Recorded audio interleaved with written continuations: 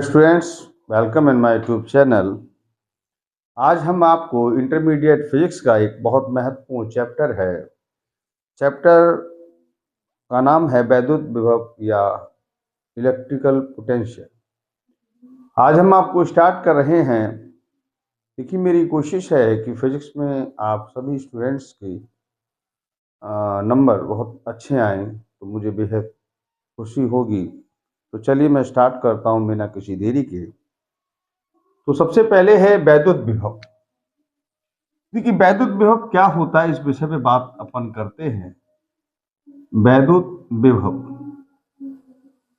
वैद्युत विभव जो है, देखिए जैसे कोई आवेश है, अगर उसको अनंत से वैद्युत क्षेत्र के भीतर, कोई वैद्युत क्षेत्र है, उसके भीतर किसी आवेश को अनंत से लाने में जो कार्य करना पड़ता है, उसे हम वैद्युत विभव के नाम से जानते हैं। तो इसकी डेफिनेशन आप चाहें तो लिख सकते हैं, V बराबर W/Q0। देखिए, फिजिक्स में जो डेफिनेशन होती है वो कहीं लर्न नहीं की जाती हैं, बल्कि फार्मूले से उस डेफिनेशन को बनाया जा सकता है। जैसे कि आप इसे ये भी कह सकते हैं, अगर Q0 को 1 ले लिया जाए और W/1 मतलब W, तो B बराबर क्या हो गया, W। तो परिभाषा ये भी कह सकते हो कि एकांक आवेश को अनंत से वैद्युत क्षेत्र के भीतर किसी बिंदु तक लाने में किया गया कार्य उस बिंदु पर वैद्युत विभव कहलाता है।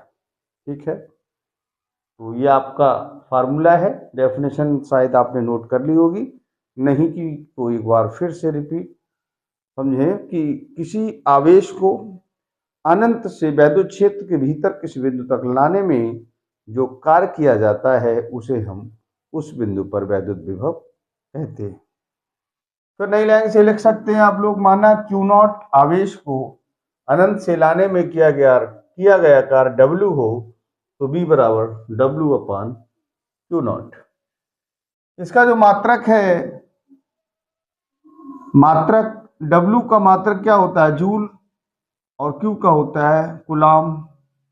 तो इसका मात्रक जूल पर कूलाम होता है। ठीक है, समझ गए आप लोग।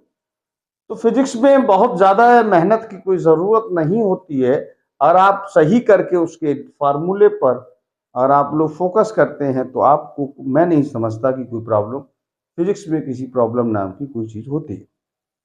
आपने शायद यहाँ से सबसे पहले यहाँ हेडिंग आप डालेंगे वैद्युत विभव, फिर लिखेंगे एकांक, या एकांक लिख लें या वैसे सादा लिख लें कि किसी आवेश को अनंत से वैद्युत क्षेत्र के भीतर किसी बिंदु तक लाने में जो कार्य किया जाता है, उसे उस बिंदु पर वैद्युत विभव कहते हैं। फिर यहाँ थोड़ा सा लिखें बीच में कि माना Q0 आवेश को अनंत से लाने में किया गया कार्य W हो, तो B बराबर W/Q0, इसका मात्रक जूल पर कूलाम होता है।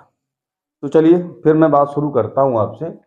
वैद्युत विभवांतर, दूसरा है वैद्युत विभवांतर। ये वैद्युत विभवांतर क्या चीज है, इस विषय में अपन चर्चा करते हैं। जैसे माना कोई आवेश है, अनंत से लाए हम पहले यहां तक, और फिर लाए यहां से यहां तक, यानी यहां से यहां तक। तो यहां लाने में कुछ कार्य करना पड़ेगा अलग, और यहां तक कुछ कार्य करना पड़ेगा अलग। तो B से A तक लाई, तो यहां पर B से A तक लाने में तो BA माइनस BB लाए, तो B से A तक एक पर कार्य ज्यादा है, तो इसके विभवांतर में से, इसके विभव में से इसका विभव घटा गए, तो विभव में अंतर विभवांतर कहलाता है। और इसका फार्मूला वही W/Q0। क्या लिख सकते हैं अगर इसकी परिभाषा आ जाए, वैसे परिभाषा और छोटी परिभाषाएं नहीं आती हैं पेपर में, फिर भी आप समझ लें कि वैद्युत क्षेत्र के भीतर किन्हीं दो बिंदुओं के बीच, वैद्युत क्षेत्र के भीतर किसी एक बिंदु से दूसरे बिंदु तक लाने में जो कार्य करना पड़ता है, किसी आवेश को वैद्युत क्षेत्र के भीतर किन्हीं एक बिंदु से दूसरे बिंदु तक जो कार्य करना पड़ता है लाने में, उसे हम क्या कहते हैं, उन बिंदुओं के बीच वैद्युत विभवांतर कहते हैं। ठीक है, इसके मात्रक की अगर बात की जाए, तो इसका मात्रक भी फिर वही हो जाएगा जैसा कि आपको दिख रहा है। W का मात्रक क्या होता है, जूल, और इसका होता है कूलाम। ठीक, समझ में आया? तो डियर स्टूडेंट्स, अगर आप चाहें तो डेफिनेशन शायद आप नोट भी कर लें, अगर आपके पास एक पेन और वो है तो आप उसे नोट कर सकते हैं। सबसे पहले वैद्युत विभव लिखेंगे, तो लिखेंगे आप कि किसी आवेश को अनंत से वैद्युत क्षेत्र के भीतर किसी बिंदु तक लाने में जो कार्य किया जाता है उसे उस बिंदु पर वैद्युत विभव कहते हैं। यदि किसी फिजिक्स को केवल जो फार्मूला होता है उसी से फिजिक्स को बनाया जा सकता है। माना किसी क्यू नॉट आवेश को अनंत से वैद्युत क्षेत्र के भीतर किसी बिंदु तक लाने में किया गया कार्य W है, तो वैद्युत विभव B बराबर W/Q0। मात्रक, इसका मात्रक जूल पर कूलाम होता है। वैद्युत विभवांतर अगली हेडिंग है, उसमें हम कह सकते हैं कि वैद्युत क्षेत्र के भीतर किसी एक बिंदु से दूसरे बिंदु तक किसी आवेश को वैद्युत क्षेत्र के भीतर किसी आवेश को एक बिंदु से दूसरे बिंदु तक लाने में कार्य करना पड़ता है, उसे उन बिंदुओं के बीच वैद्युत विभवांतर कहते हैं। ठीक है, चलिए आगे हम आपसे बात शुरू करें। इसके बाद एक और इम्पॉर्टेंट टॉपिक है कि इलेक्ट्रॉन वोल्ट। इलेक्ट्रॉन वोल्ट भी कार हो ईवी जो होता है। अब इसकी डेफिनेशन की जरूरत नहीं होती है। ईवी इलेक्ट्रॉन वोल्ट है वो ऊर्जा का एक छोटा मात्रक होता है। इसका मान होता है 1.6 × 10⁻⁻19 जूल। ये इसका मात्रक होता है। क्या होता है, समझ गए? जूल। तो आपको किलो जूल आ सकता है। इस प्रकार से कई सारे मात्रक जो है जो कार के होते हैं, जो छोटे मात्रक होते हैं जिन्हें हम आपका काम इनका क्या होता है, जो न्यूमेरिकल होते हैं उनमें यूनिट चेंज करने में इनका इस्तेमाल ज्यादा होता है। ठीक है, तो इलेक्ट्रॉन वोल्ट समझ में आ गया होगा। अब हम बात शुरू करेंगे। अब बात होती है ये छोटे छोटे जो डेफिनेशंस हैं, इनका काम पेपर में तो शायद नहीं आना चाहिए कि मेरा उद्देश्य ये लॉन्ग क्वेश्चन अगर मैं कराता हूँ तो छोटे तो साथ साथ हो ही जाएंगे, लेकिन फिर भी चलिए अगली हेडिंग है कि किसी बिंदु के कारण किसी बिंदु पर वैद्युत विभव, किसी बिंदु आवेश के कारण, यह लिखिए बिंदु आवेश के कारण की डेरिवेशन है बिंदु आवेश के कारण, आवेश के कारण बिंदु पर विभव, बिंदु पर विभव कितना होता है इस विषय में हम बात आपसे करेंगे कि बिंदु आवेश के कारण, माना यहां पर कोई एक आवेश है, मान लीजिए +Q आवेश, इस बिंदु पर कोई आवेश है, मान लीजिए ये बिंदु O है, यहां से R दूरी पर एक बिंदु A है जिस पर हमें वैद्युत विभव ज्ञात करना है। ये डेफिनेशन बहुत ज्यादा नहीं होती है, आपको बहुत सिंपल में इसी रास्ते में कोई बिंदु मान लीजिए B है, उससे पहले बिंदु C है, कोई माना बिंदु B है और उससे पहले बिंदु कौन सा हमने ले लिया, C है। तो देखिए समस्या क्या है, यहां पर आप समझने की कोशिश करते हैं।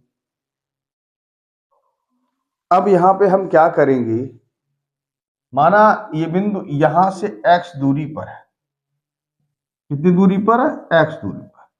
माना ये बीच की दूरी dx है या डेल्टा x भी ले सकते हैं और आगे से कहीं से आ रहा होगा।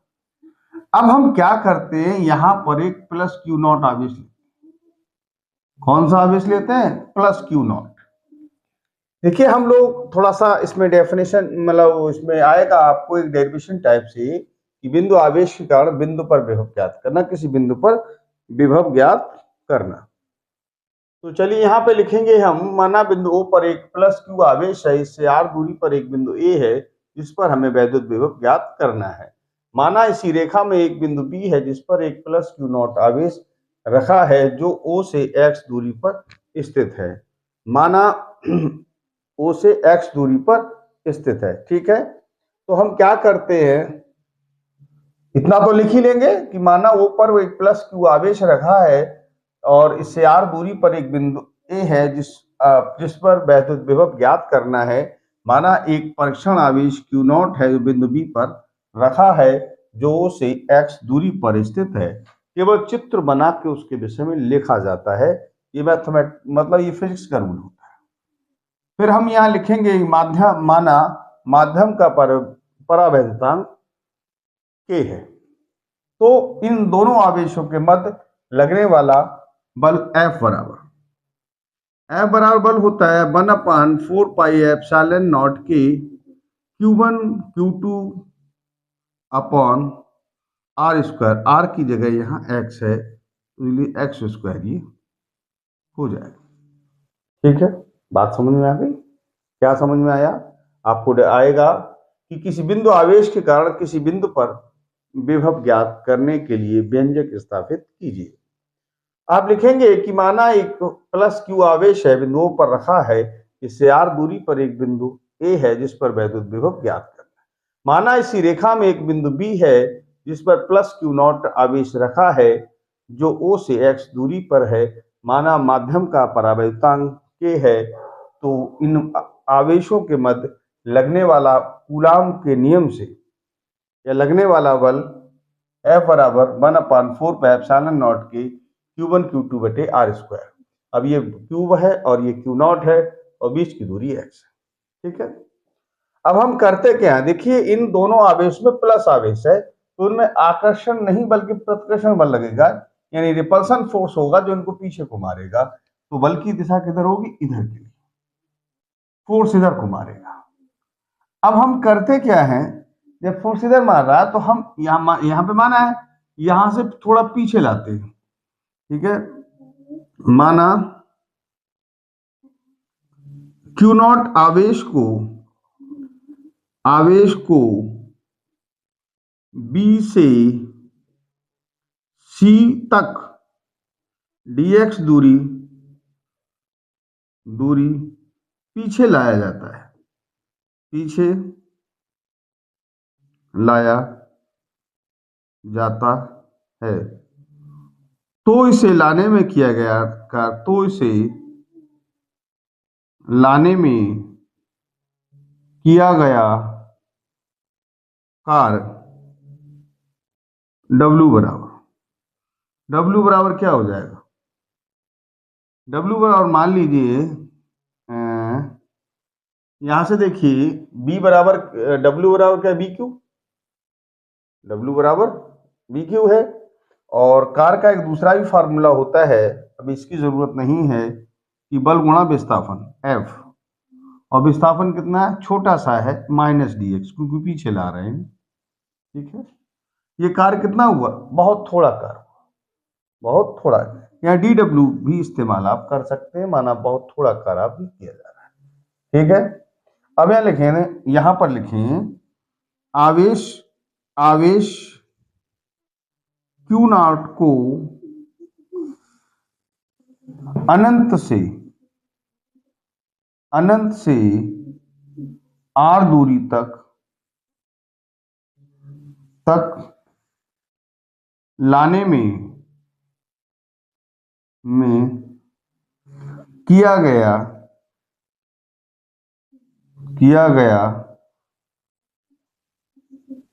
कुल कार्य। माना ये आवेश कहीं अनंत पे रखा है Q0, उसको खींच के लाए हम यहां तक R दूरी, अनंत से R दूरी तक उसे खींच के हम ला रहे हैं, तो कुल कार्य है तो W हो जाएगा। क्योंकि छोटा कार्य क्या हुआ? B से C तक लाने में। अब हम कुल कार्य निकालना चाह रहे हैं, कहां से ला रहे हो? अनंत से। कहां? R तक। बल गुणा विस्थापन F का मान कितना है? 1/4πε0 के Q1 Q2 यानी Q0 x स्क्वायर और माइनस का dx। ठीक है, यहां तक तो सीन हो रहा होगा। थोड़ा इधर कर लेते हैं, थोड़ा ये दिखने में दिक्कत कर रहा है, तो यहां से देखें आप लोग थोड़ा। देखिए क्वेश्चन बहुत मतलब डेरिवेशन बहुत सिंपल होते हैं, अगर आप ध्यान देंगे तो आपको लगेगा कि हाँ ये बहुत सिंपल है। अब W बराबर है माइनस आगे ले ले, माइनस आगे ले लिया, अनंत से आर 1/4 पाई एप्सिलॉन नॉट के Q2 एक्स स्क्वायर dx। देखिए डियर स्टूडेंट्स, ये माइनस है 1/4 पाई एप्सिलॉन नॉट के, ये Q नॉट भी बाहर ले ले, अनंत से आर 1/x² dx।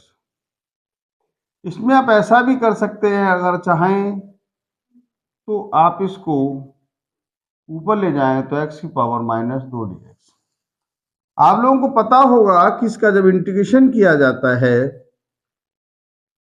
तो इंटीग्रेशन करने के लिए हमें क्या करना होता है, पावर में एक ऊपर जोड़ दीजिए, पावर में एक नीचे ऐड कर दिए, लिमिट है अनंत से आर तक। ठीक है, अब देखिए माइनस तो यहाँ चल ही रहा है, तो 1/4 पाई एप्सिलॉन नॉट के Q0, ये x⁻⁻1 और यहाँ -1 अनंत से आर, माइनस, ये -1 यहाँ ले आइए तो प्लस हो जाएगा, 1/4 पाई एप्सिलॉन नॉट के Q0, और ये 1/x हो जाएगा अनंत से आर। याद रखिए डियर स्टूडेंट्स, यहां पर आप क्या करेंगे, ये पहले अपर लिमिट लगती है फिर लोअर लिमिट। अब 1/r माइनस 1/अनंत, 1/अनंत जो होता है वो किसके बराबर होता है, 0 के, तो यहाँ 1/r रह जाएगा, चाहे आप लिख दें यहाँ 1/r माइनस 0, और नई लाइन से आप जो कार्य है W बराबर 1/4 पाई एप्सिलॉन नॉट की Q0 अपॉन R। अभी हमने इससे पहले आपके लिए एक फॉर्मूला लिखवाया था, आपने ध्यान दिया होगा उस पर, कि B बराबर क्या होता है, W/Q। यहाँ लिख सकते हैं, माना बिंदु A पर विभव B है, तो B बराबर होता है W/Q0। अब B है, 1/Q0 ये है, W की वैल्यू आपके पास 1/4 पाई एप्सिलॉन नॉट के Q0 अपॉन R आ गई है। Q0 कैंसिल हो जाएगा, B/4 सालन नॉट के Q/R, ये इसका डेरिवेशन हो जाएगा। यदि माध्यम वायु या निर्वात हो, तो K बराबर 1, K बराबर आप 1 ले सकते हैं, और 1 लेने पर देखिए डियर स्टूडेंट्स, 1 बराबर K 1 ले लें तो B बराबर हो जाएगा 1/4 pi epsilon not Q/R। This is your derivation. मैं समझता हूँ यहाँ तक आपको कोई समस्या नहीं हो रही होगी। तो देखिए, आप एक बात और याद रखिए, विभव की खासियत ये होती है, अगर बहुत सारे आवेश आपको गिवन हैं, कोई प्लस का है, कोई माइनस का है, अगर प्लस है तो यहाँ प्लस रहेगा, अगर माइनस के कारण ले रहे तो यह माइनस रहेगा। आप इसमें डायरेक्शन का खेल नहीं है, यहाँ माइनस है तो माइनस लेना है, प्लस है तो प्लस लेना है। ठीक है, चलिए डियर स्टूडेंट्स, अब हम अगले टॉपिक की ओर बढ़ते हैं। इसी में और एक इम्पॉर्टेंट टॉपिक है वैद्युत स्थितिज ऊर्जा। अभी वैद्युत स्थितिज ऊर्जा क्या होती है, इस विषय पर थोड़ी और हम आपसे चर्चा करेंगे। देखें डियर स्टूडेंट्स, मैं कोशिश कर रहा हूं आपको समझाने, अगर आप साथ दोगे तो मैं समझता हूं कि बहुत अच्छा समझ में आएगा। यदि आप नहीं सुनेंगे तो फिर उसका कोई आनंद नहीं रहेगा। तो पहले चाहें तो यहाँ तक स्क्रीनशॉट भी ले लें, कैलकुलेशन शायद देख नहीं रही होगी। तो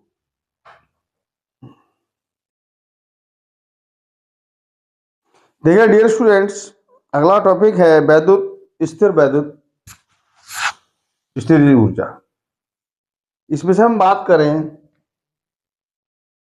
स्थिर वैद्युत स्थितिज ऊर्जा, ये क्या होती है इस विषय में हम बात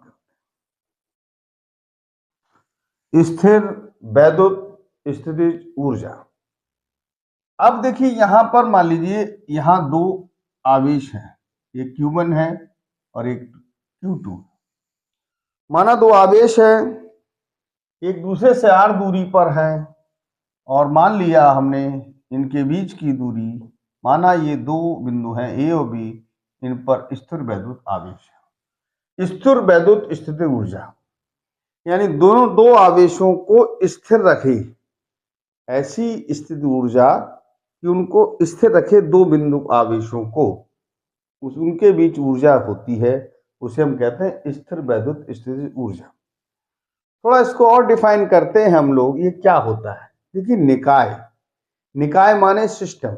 सिस्टम जैसे मान लीजिए कोई टीचर अगर पढ़ा रहा है, स्टूडेंट पढ़ रहा है, तो आप कहेंगे साहब यहाँ पढ़ाई चल रही है और क्लास चल रहा है। यदि कोई व्यक्ति अकेला पढ़ रहा है तो आप उसे क्लास नहीं कह सकते, आप समझ रहे हैं। तो जब एक से अधिक चीजें होती हैं, दिस इज कॉल्ड सिस्टम, या हिंदी में उसे निकाय कहते हैं। तो निकाय क्या मतलब, निकाय मतलब सिस्टम। तो हम इसमें ये कह सकते हैं कि दो आवेशों को से एक दूसरे के पास लाने में एक निकाय बनाया जाए। उस निकाय की स्थितिज ऊर्जा क्या होती है, वो स्थितिज ऊर्जा उस कार्य के बराबर होती है जो उन आवेशों को अनंत से लाकर उस निकाय का निर्माण किया जाए या उस निकाय को बनाया जाए। ठीक है, दो स्थिर बिंदु आवेश जो हैं, दो स्थिर बिंदु आवेशों के मध्य स्थितिज ऊर्जा उस कार्य के बराबर होती है जो उन आवेशों को अनंत से लाने में जो निकाय का निर्माण किया जाता है, उसमें जो कार्य होता है वो कार्य उन स्थितिज ऊर्जा के उन बिंदु आवेशों की स्थितिज ऊर्जा के बराबर होता है। ये इसकी परिभाषा होती है। ये आवेशों के किसी निकाय की वैद्युत ऊर्जा उस कार्य के बराबर होती है जो उन आवेशों को अनंत से परस्पर समीप लाकर निकाय की रचना करने में किया जाता है। ऐसे ऐसे लिख सकते, टेंशन नहीं है। दो आवेश हैं, बिंदु आवेश, तो दो स्थिर बिंदु आवेशों के मध्य वैद्युत स्थितिज ऊर्जा उस कार्य के बराबर होती है जो उन आवेशों को अनंत से लाकर जो निकाय बनाया जाता है, उस निकाय में बनाने में जो कार्य किया जाता है वो उनके मध्य वैद्युत स्थितिज ऊर्जा के रूप में संचित हो जाता है, ये भी आप कह सकते हैं। तो चलिए हम स्टार्ट करते हैं बिना किसी देरी की। तो यहाँ हम थोड़ा इतनी डेफिनेशन लिखने के बाद, डेफिनेशन आपको समझ में आ गई होगी कि दो स्थिर बिंदु आवेशों के मध्य वैद्युत स्थितिज ऊर्जा उस कार्य के बराबर होती है जो उन आवेशों को अनंत से लाकर उस निकाय की रचना करने में किया जाता है, ऐसे कह सकते। ठीक है, अब यहां लिखेंगे माना दो बिंदु हैं ए और बी जो एक दूसरे से r दूरी पर हैं, इन पर क्रमशः Q1 व Q2 आवेश रखे हैं। ठीक है, चलिए माना Q1 के कारण बिंदु B पर विभव B बराबर, इनके कारण इस बिंदु पर विभव निकालने तो क्या हो जाएगा, 1/4πε0 के Q1 बटे R, Q1 बटे क्या हो जाएगा, Q1 बटे R, समीकरण नंबर 1। इसके कारण इस बिंदु पर विभव। अब हम क्या करते हैं, माना ये Q2 आवेश यहां नहीं है, अनंत पर। कहां पर है, अनंत पर। तो देखें माना Q2 आवेश अनंत पर है, अनंत पर स्थित है। मान लिया हमने ये आवेश जो है Q2 अनंत पर स्थित है, ठीक है। तो इस आवेश को इस आवेश को अनंत से बी तक लाने में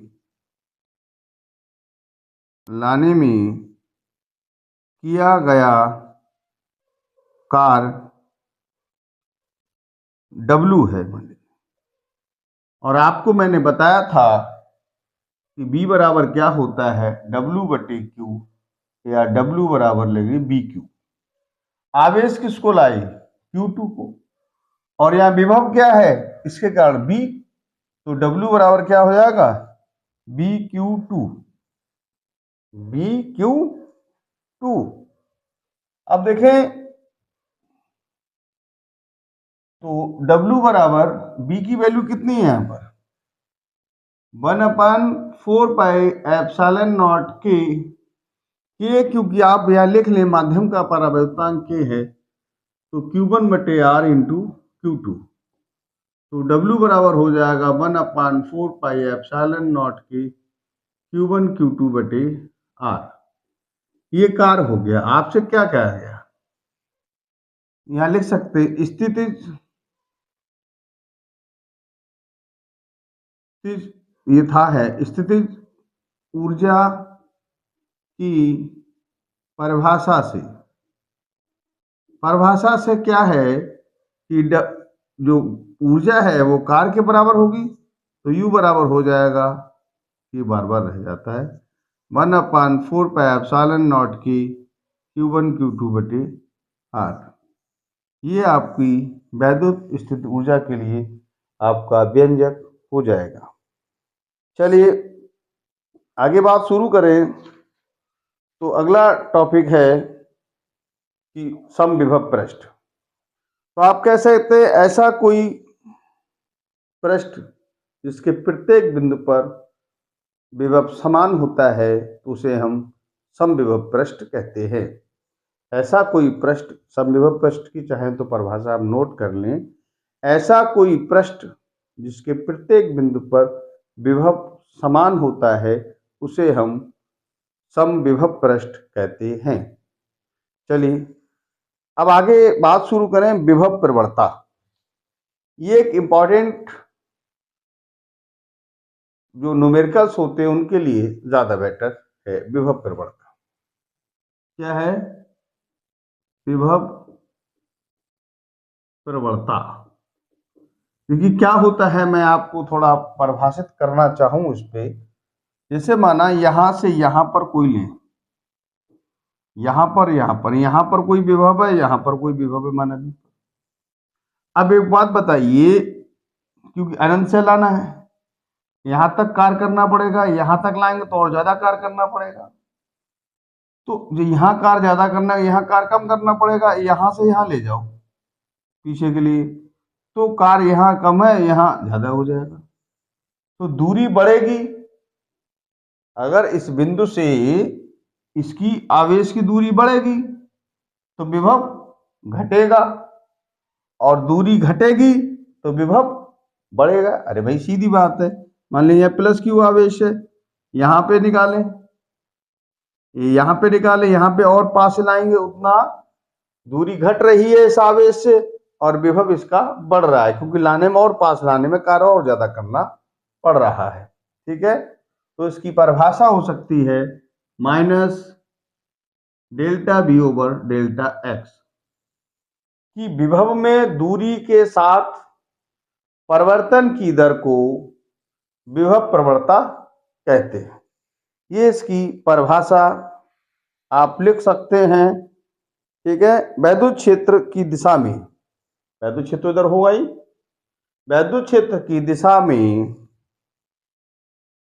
या वैद्युत क्षेत्र की दिशा में दूरी परिवर्तन के साथ विभव परिवर्तन की दर को विभव प्रवणता कहते हैं। तो यहाँ विभव अलग हो ज्यादा होगा, यहाँ कम होगा, यहाँ कम होगा, तो विभव में अंतर माइनस का आ जाएगा। ठीक है, जैसे मान लीजिए मैं आपको समझाऊं, ये दूरी dx है या डेल्टा x है सपोज।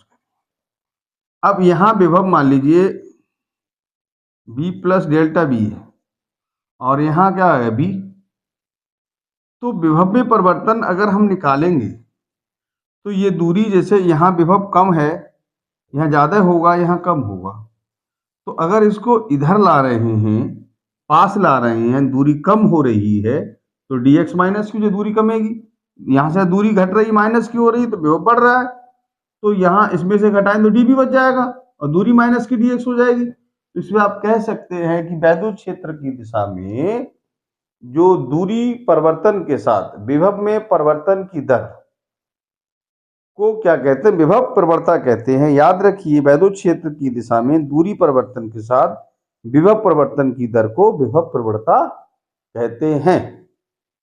ठीक है, आपको आएगा, डेफिनेशन आ सकती है कि विभव प्रवणता किसे कहते हैं, तो आप कहिए वैद्युत क्षेत्र की दिशा में दूरी के साथ विभव में परिवर्तन की दर को विभव प्रवणता कहते हैं। तो विभव प्रवणता बराबर माइनस dB अपॉन dx। इसके साथ आप चाहें तो यहाँ तक नोट कर लें। आगे है वैद्युत द्विध्रुव के कारण वैद्युत विभव अक्षीय स्थिति में, दूसरा है निरक्षीय स्थिति में। यहाँ तक आप देखिए, मैं कोशिश ये कर रहा हूँ कि जो भी थ्योरेटिकल वर्जन है और उसमें पूरा कंप्लीट करा दिया जाए, और उसमें जो शॉर्ट क्वेश्चन वो आपको ऑलरेडी हो जाएंगे, जब लॉन्ग हो जाएंगे तो, इसलिए उसमें कोई टेंशन आपको नहीं रहेगी। और जो वो क्वेश्चन होंगे डेरिवेटिव में, जो डेरिवेशन होंगे, तो उसमें जो न्यूमेरिकल के लिए फार्मूला अप्लाई होगा वो उसमें इंक्लूड होगा, तो फिर आपको उसमें न्यूमेरिकल के लिए भी फायदेमंद रहेगा, और जब लॉन्ग हो रहा है तो शॉर्ट उसके अंदर मतलब इन्वॉल्व होगा। तो यहाँ तक आप चाहें तो स्क्रीनशॉट ले लें।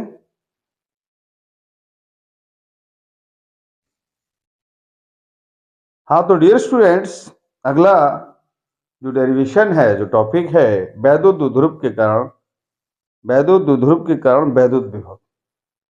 देखिए, इसकी दो स्थितियां होती हैं, एक अक्षीय स्थिति होती है और एक निरक्षीय स्थिति होती है। तो इन दोनों पे थोड़ा सा हम ध्यान देंगे कि माना एक यहाँ पर एक वैद्युत द्विध्रुव बना लें, माना AB एक वैद्युत द्विध्रुव है, यहाँ मान लीजिए माइनस Q आवेश है और यहाँ पर प्लस Q आवेश है, और ये O बिंदु है और एक दूसरे से 12 दूरी पर, और इसकी से R दूरी पर, इसके मध्य बिंदु से R दूरी पर एक बिंदु P है जिस पर हमें वैद्युत विभव ज्ञात करना है।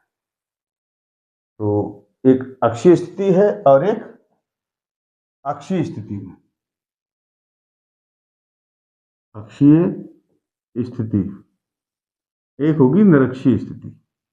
क्या आपको हेडिंग आएगी, थोड़ा हेडिंग भी आप नोट कर सकते हैं कि किसी वैद्युत द्विध्रुव की अक्षीय स्थिति में स्थित किसी बिंदु पर वैद्युत विभव की विभव ज्ञात करने के लिए व्यंजक स्थापित कीजिए। तो डियर स्टूडेंट्स, आप सीधा एक वैद्युत द्विध्रुव बनाएंगे और इसके विषय में थोड़ा सा हम लिखना शुरू करते हैं कि माना AB एक वैद्युत द्विध्रुव है जिसकी लंबाई 12 है, जिसके मध्य बिंदु O से R दूरी पर एक अक्षीय स्थिति में एक बिंदु P है जिस पर हमको वैद्युत विभव ज्ञात करना है। माना माध्यम का परावैद्युतांक K है, तो यहां से ले तो प्लस Q आवेश के कारण बिंदु P पर विभव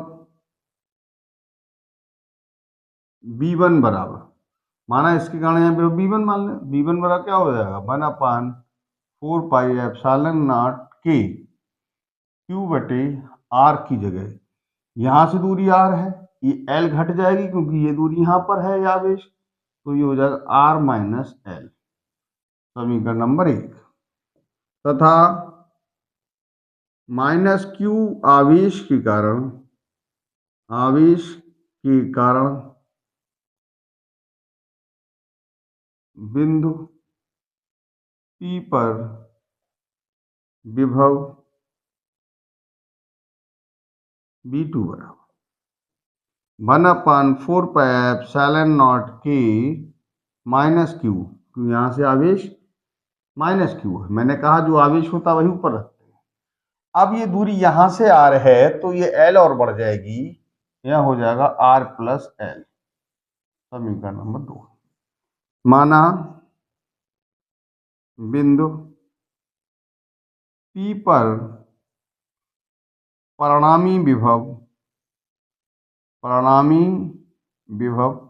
B है, तो हमने परिणामी विभव B ले लिया, तो B बराबर हो जाएगा B1 plus B2।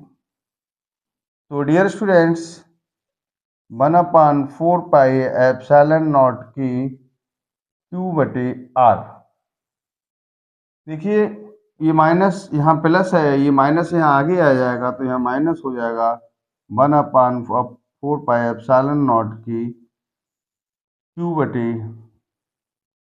Just a minute, ये आर नहीं है, आर माइनस एल है, और यहाँ हो जाएगा आर प्लस एल। इसमें आप लोग देखेंगे कि 1/4πε0 के और Q दोनों में कॉमन है, यहाँ भी Q आ रहा है और ये भी आ रहा है, तो यहाँ बचेगा 1/r minus L minus 1/r plus L. यहाँ Q/T भी कर सकते हैं थोड़ा सा, और यहाँ एलसीएम जो होगा r माइनस एल और r प्लस एल हो जाएगा, यहाँ r प्लस एल और इस ब्रैकेट में बचेगा r माइनस एल। Q/4πε0 की r plus L minus r minus L और ये r square minus L square हो जाएगा। जब माइनस जाएगा तो एल प्लस की हो जाएगी, r कैंसिल है, Q/4πε0 की ये हो जाएगा 2l/r square minus L square. 1/4πε0 की ये Q को यहाँ ले लिए 2ql/r square minus L square. देखिए आप लोगों को जानकारी होगी 2qlp को कहते हैं वैद्युत द्विध्रुव का आघूर्ण, r square minus L square, ये b है। L एक छोटी राशि है, L एक छोटी राशि है, तो एल स्क्वायर और अधिक छोटी राशि होगी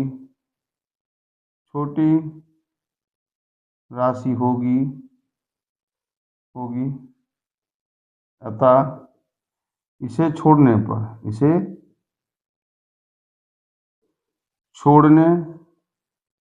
अब इसे छोड़ भी सकते हैं, अतः इसे छोड़ने पर, जब इसे छोड़ेंगे तो ये b बराबर हो जाएगा 1/4πε0 के P/r स्क्वायर। ये आपका जो फार्मूला है, जो आपकी रिक्वायरमेंट थी वो आ गई यहाँ पर। अब यदि आप लिख सकते हैं, यदि माध्यम वायु या निर्वात हो तो b बराबर, तो k बराबर 1 होता है, तो यहाँ हो जाएगा 1/4πε P/r स्क्वायर। तो डियर स्टूडेंट्स, आप चाहें तो यहाँ तक इसका स्क्रीनशॉट ले सकते हैं। देखिए क्वेश्चन बहुत सिंपल है, कुछ है नहीं इसमें, यहाँ तक मैं समझता हूँ समझ में भी आ गया होगा। अगली बात करते हैं हम आपको निरक्षीय स्थिति में। तो चलिए हम आपको स्टार्ट कर रहे हैं, इतने में आ जाएगा यहाँ तक।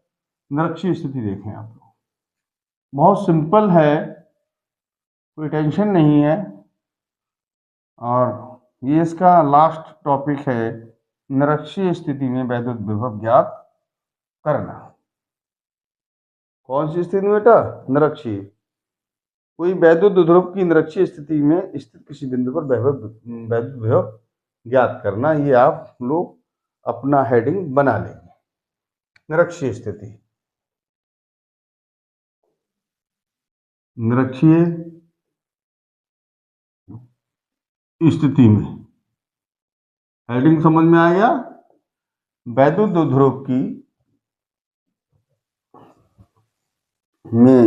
ध्रुव की निरक्षीय स्थिति में स्थित किसी बिंदु पर वैद्युत विभव ज्ञात करना।